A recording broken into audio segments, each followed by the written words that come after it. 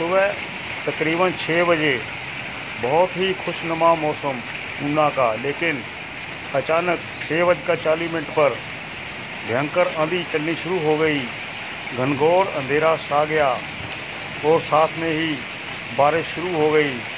सुबह जब मौसम विभाग वेदर रिपोर्ट ऑनलाइन हमने देखा तो आज ऊना का मौसम क्लाउडी बताया गया था, लेकिन मौसम विभाग ऑनलाइन मौसम विभाग को धता बताते हुए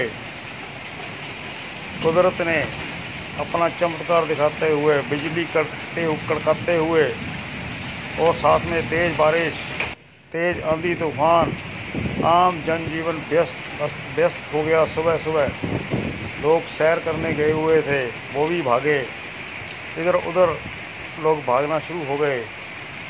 रिपोर्टर न्यूज़ रूम के लिए ऊना से महेश गौतम की रिपोर्ट।